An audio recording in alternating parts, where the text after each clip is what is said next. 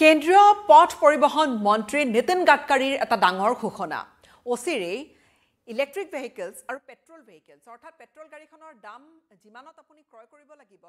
সিমান মানতে আপুনি ইলেক্ট্ৰিক ভেহিকলখনো ক্ৰয় কৰিবলৈ পাৰিব কিন্তু কিমান দিনৰ ভিতৰত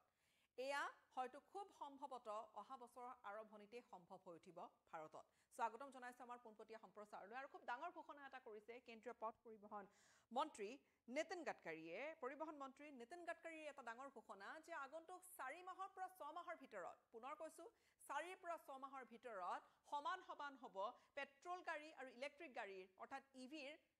মূল্য পেট্ৰল গাড়ীতকৈ আমি জানো যে ইলেক্ট্ৰিক ভেহিকলৰ আপুনি যদি কিনিবলৈ যায় তেনেহলে তুলনামূলকভাৱে আপুনি অকণমান বেছি টকা দি কিনিব লাগে কিন্তু ভাৰতত আসলতে আগন্তুক কেইটামান দিনৰ ভিতৰত কেইটামান বছৰৰ ভিতৰতে ভাৰতক নম্বৰ 1 অটোমোবাইল ইণ্ডাষ্ট্ৰী কৰাৰ এটা ডাঙৰ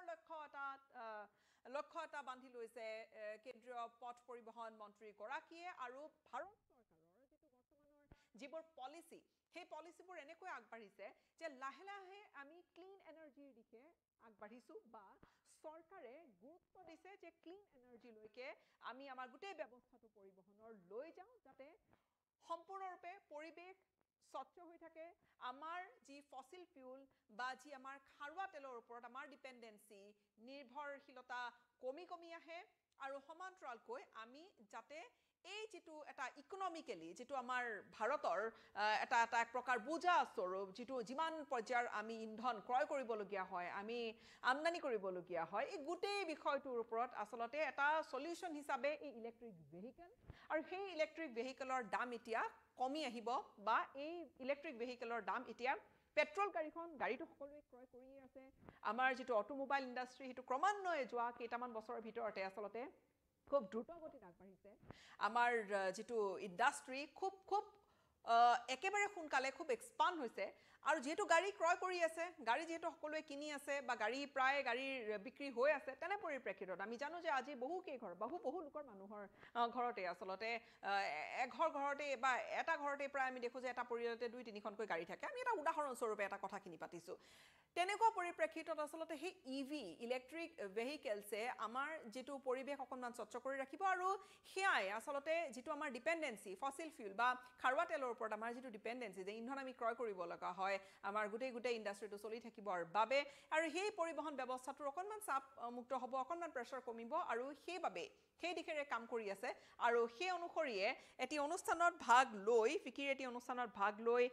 কেন্দ্ৰীয় মন্ত্ৰী গৰাকীয়ে কৰিছে ডাঙৰ ঘোষণা কিয়নো তেওঁ কৈছে যে আমাৰ ভাৰতৰ যেটো ডিপেন্ডেন্ট যে আমি ফসিল ফিউলৰ ওপৰত আমি যিমান ডিপেন্ডেন্ট যেনে পেট্ৰল আৰু ডিজেলৰ ওপৰত আমি যিমান ডিপেন্ডেন্ট সেইটো আমাৰ বাবে এটা অৰ্থনৈতিক বোজা এটা বাৰ্ডেন এটা আমাৰ বাবে আৰু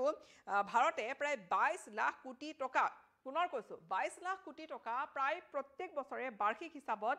খৰচ কৰিবলগীয়া হয় ফিউল ইম্পৰ্টৰ নামত অৰ্থাৎ ইন্ধন ক্ৰয় কৰা নামত বেলেগ দেশৰ পৰা তেনেহলে 22 লাখ কোটি টকা হেয়া এবাৰ কল্পনা কৰি চাওক এতিয়া বাৰু আমি ইথানল ব্লেন্ডেড পেট্ৰল আমি ব্যৱহাৰ কৰিবলৈ আৰম্ভ কৰিছো আৰু হেয়াই আমাৰ যেটো ইথানল যেটো আমাৰ অকণমান হলেও আমাৰ যেটো খৰচ হেয়া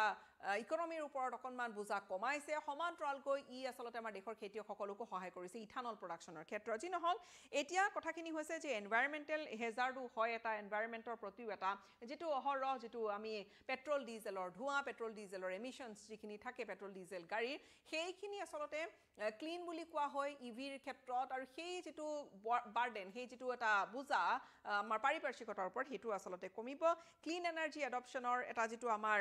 দেশৰ যেটো এটা লক্ষ্য সেই লক্ষ্যত লাহে ধীৰে আমি আগবাঢ়িছো কেন্দ্ৰীয় পথ পৰিবহণ আৰু হাইৱে মন্ত্ৰী পথ মন্ত্ৰী নিতিন গাডকাৰীয়ে সোমবাৰে এইখিনি কথা তেওঁ কৈছে যে prices of electric vehicles অৰ্থাৎ ইলেক্ট্ৰিক ইভিৰ যিখিনি ইলেক্ট্ৰিক বাহনৰ যেটো দাম হেয়া আগন্তুক কেইটামান দিনৰ ভিতৰতে 4 পৰা 6 মাহৰ ভিতৰতে পেট্ৰল ভেহিকলছৰ সমানে হৈ যাব আৰু হেতু হলে আসলতে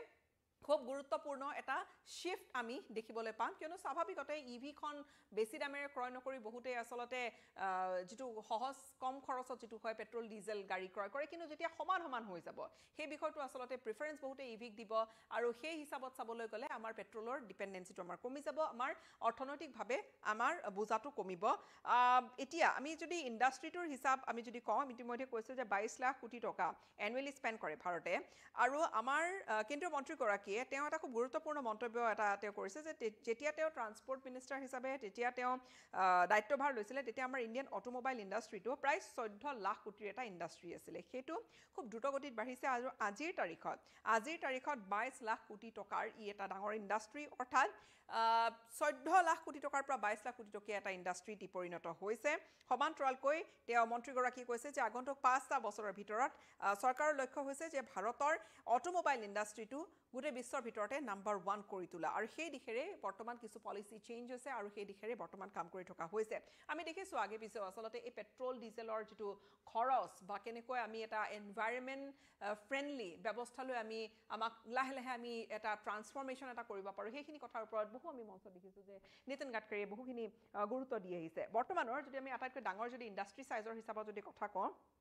তেওঁ কৈছে বৰ্তমানৰ ইউএছৰ আমেৰিকাৰ যেটো অটোমোবাইল ইণ্ডাষ্ট্ৰি হেতু আটাইতকৈ ডাঙৰ 78 লাখ ক্ৰোৰ অৰ্থাৎ 78 লাখ কোটি টকাৰ এটা ইণ্ডাষ্ট্ৰি তাৰ পিছতে চীনৰ ইণ্ডাষ্ট্ৰিটো আৰু হেতু হৈছে 47 লাখ কোটি টকা আৰু তাৰ পিছত ভাৰতৰ বৰ্তমানৰ যেটো ইণ্ডাষ্ট্ৰি হা 22 লাখ কোটি টকাৰ এটা ইণ্ডাষ্ট্ৰি কেৱল হেয়াই নহয় ইথানল সন্দৰ্ভতো যেহেতু ইথানল ব্লেন্ডেড পেট্ৰলৰ ওপৰতো আচলতে যেহেতু বৰ্তমান হেয়া আমি দেখা পাইছো যে 20% ব্লেন্ডেড ইথানল থকা সেই ইথানল প্ৰডাকচনৰ জৰিয়তেও দেশৰ প্ৰায়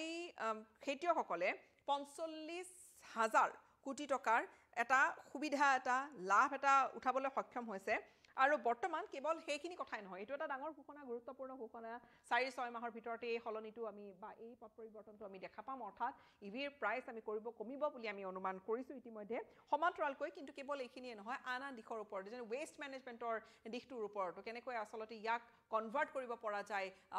এটা এনভাইৰনমেন্ট ফ্ৰেন্ডলি দিশ এটা লৈকে কেনেকৈ সাস্টেইনেবিলিটি যেহেতু চৰকাৰৰ এটা বহনক্ষম এটা উন্নয়নৰ দিশে চৰকাৰে সেই ধৰণে পলিচি কৰি আগবঢ়াই লৈ গৈ আছে কিয়নো সাস্টেইনেবল ডেভেলপমেন্টই হৈছে আজিৰ তাৰিখত বিশ্বত আটাইতকৈ প্ৰয়োজনীয় এটা বিষয় বা এটা বস্তু যে আমি চলিবও লাগিব কিন্তু সমান্তৰালকৈ আমি যদি সাস্টেইনেবলি আমি যদি চলো তেনেহলে আমি আগন্তুক পৃথিৱীখন আমি অকনমান সুন্দৰকৈ ৰাখিবলৈ আমি সক্ষম হম লগতে তেওঁ ইতিমধ্যে তেওঁ কয় যে এটা এনেকুৱা প্ৰগ্ৰাম এটা এনেকুৱা আঁচনিও আৰম্ভ কৰা হৈছে যিয়ে আচলতে সলিড ওয়েষ্ট খিনি আঁতৰাই সেগ্ৰিগেট কৰি বৰ্তমান ৰোড কনষ্ট্ৰাকচনৰ ওপৰত তাক ৰোড কনষ্ট্ৰাকচনৰ ক্ষেত্ৰত ব্যৱহাৰ কৰিব পৰা যাব 2027 লৈকে ইয়াত ডাঙৰ এটা আমূল এটা পৰিৱৰ্তন আহিব বুলি পথ পৰিবহণ মন্ত্ৰী গৰাকীয়ে কৈছে যে এটা ভ্যালু ওয়েষ্টৰ পৰা আৱৰ্জনাৰ পৰা এটা ভ্যালু ক্ৰিয়েট কৰা যাতে হি পথ নিৰ্মাণৰ ক্ষেত্ৰত এই গুটে সলিড ওয়েষ্ট খিনি কামত আহে আৰু এইখিনিৰ ওপৰতে তেওঁ গুৰুত্ব আৰোপ কৰিছে সমান্তৰালকৈ স্কিল ডেভেলপমেন্টৰ ওপৰতো তেওঁ গুৰুত্বপূৰ্ণ কেইবাটাও মন্তব্য কৰিছে তেওঁ হিহতীয়াকৈ এই যেটো তেওঁ এটি অনুষ্ঠানত ভাগ লৈছিলে আৰু সেই দিশেৰে কথাখিনি কৈ কেনেকৈ ভাৰত আগবাঢ়িব পাৰিব সমগ্ৰ বিশ্বক এক প্ৰকাৰ নেতৃত্ব কেনেকৈ দিব পাৰিব সেইখিনি কথা তেওঁ খুব সুন্দৰকৈ ভাঙি পাতি কৈছে মুঠৰ ওপৰত ডাঙৰ খবৰটো যেটো ঘোষণা কৰিছে কেন্দ্ৰীয় পথ পৰিবহণ মন্ত্ৰী নিতিন গাডকাৰীয়ে যে 4-6 মাহ ৰক ইভি আৰু পেট্ৰল গাড়ীৰ সমান যি দাম বা মূল্য হেয়া সমান হৈ যাব